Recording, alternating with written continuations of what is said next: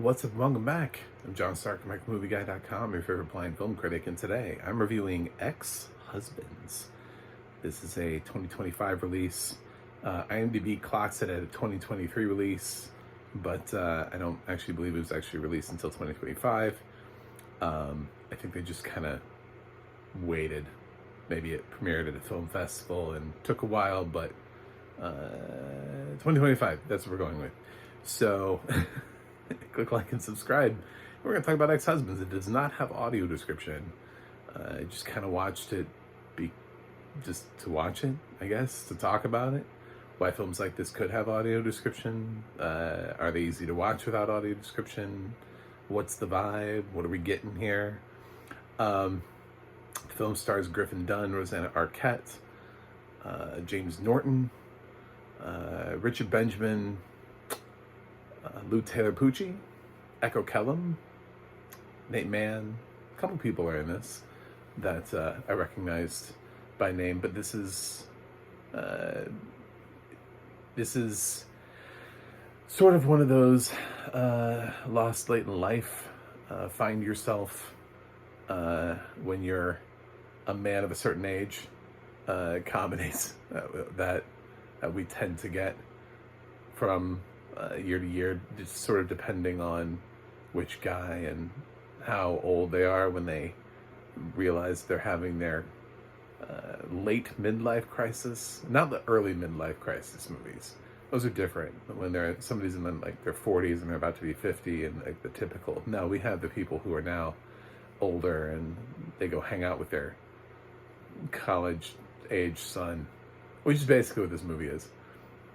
So Griffin Dunne plays our lead character who's getting a divorce and is going through that and isn't really too bummed about it. And he's going to go on a vacation.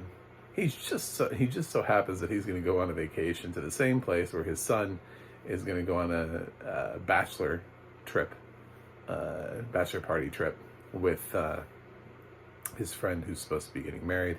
His son has also recently started coming out of the closet to people, and his dad seems supportive and it's just like, hey, so who else have you talked to and let know? And there's a conversation about like who he feels like should know, and he's like, well, there's this one girl that seems to kind of have a thing for me at work and I feel like I should probably tell her, that kind of thing.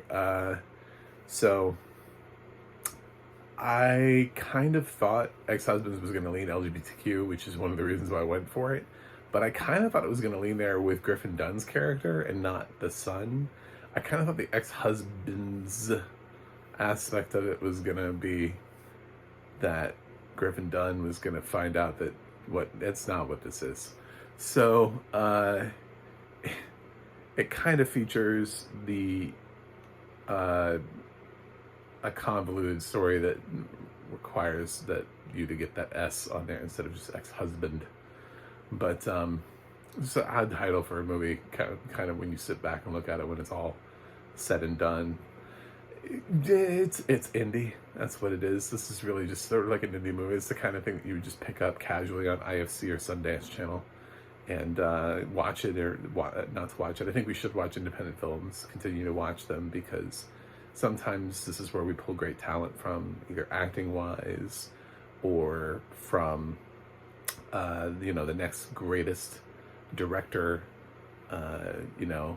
which could be our director. I do remember Pritzker was the last name, which is easy to remember because there's a governor with that last name. Which immediately sent me down that route. But I don't know, this film is extraordinarily directed in a way that's going to draw people in. I don't think this film has had enough attention.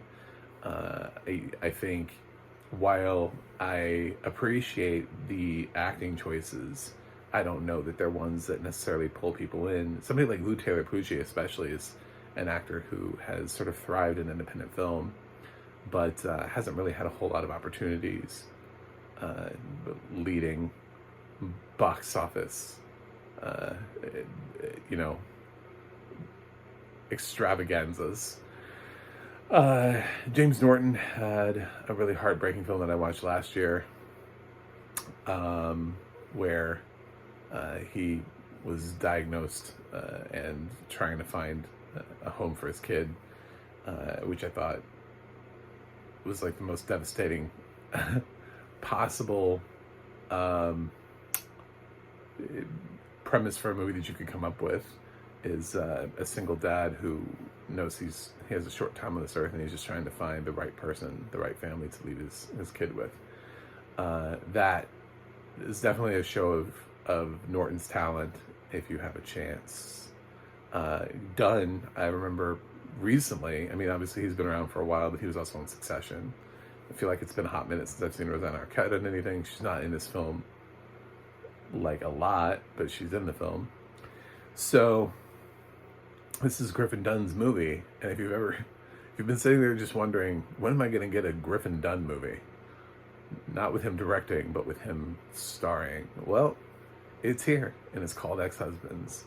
So if you want to check it out, check it out. It's one of those meandering through late in life, you know, obviously somebody who has a little bit of means to be able to take a trip and not be worried about, you know, anything. Blank, insert job, relationship, cash flow, just somebody who, you know, the stress of the job, the situation, they just want to be able to take some time for themselves.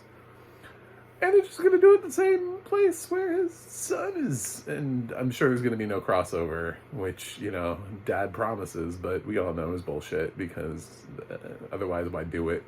What is the point? You know, if they actually had gone there and gone different ways and never ran into each other, what would be the point? As far as audio description, yeah, I missed some things. Mainly just like beats, transitions, like where were we, who's in what conversation. Harder to track actors and their characters from scene to scene. Luckily, Dunn just sounds really old. He's not that old, but he's old enough. It's sort of a thing. It's a phenomenon that I've noticed with Eddie Redmayne's voice. Like, Eddie Redmayne sounds now a lot older than he is for some reason, and I don't know why. But yeah, Griffin Dunn sort of has a very distinct voice in this film, and I was able to follow that. And then I guess his son, like, that's it. The rest of the cast, I'm sort of like, I don't know which one of you this is that's talking. Even though I recognize some of them as actors, I couldn't really follow them that much. So I was just trying to follow the basic plot of the movie. It moves at an okay pace. It's not like, it's not trying to be specifically hilarious, but also it's not trying to be overly dramatic. It's not trying to, you know, wring the emotions out of you. It's a dramedy, and I can understand why this is just sort of sat in limbo with people not fully understanding what to do with it, because it's the kind of sort of slice of life exploration film that some directors do better. Nicole Holofcener, Noah Baumbach, both of those people would have written and directed a film with a little bit more pep to it, a little bit more pep in the step, and maybe a little bit openly conversational about life on this mortal coil. So, yeah, this is just kind of there. So, Ex-Husbands, I mean, I should give it like no grade due to audio description. So that's what I'm gonna do. Due to lack of audio description, I should say, not due to audio. That's such a weird thing. I'm still a blind film critic, and accessibility still matters. As far as like a thumbs up, thumbs down, should you watch this, should you not watch this, in case you're sighted, I would lean positive on this. I don't really have a reason to lean negative. There's really nothing wrong with this, except for the fact that I'm just not that excited about it. But I didn't walk out of it going, man, that was a bad movie, or what a waste of my time, or man, those performances. It's like it's fine. You know? It's fine. I don't know what that is on the tomato meter. You know? We need a score for it. It's fine, man. I feel like as critics, we just don't do that enough. We're either like really excited about something, or we're really into it and we bash it and we look for all of the things that are wrong with it. And it's like, man, I don't know. Yeah, there could have been better versions of this done by other people, but at the same time, this isn't really like a negative experience. I didn't come out of this going like, ugh. Other than the lack of audio description, there wasn't anything about this film that I would actually say was bad. You know, that would actually cause me to want to say rotten, or just say thumbs down, 2 thumbs down, fail, epic fail. The message. There's something really there that stands out to me. So go with it. Although if you want to catch it on a streaming service, by all means, you know, I wouldn't jump out of your way to watch the movie. But I'm also saying it's perfectly fine for a watch. So there you go. That's Ex-Husbands. Thanks for watching. Thanks for subscribing. And I will see you guys on the other side.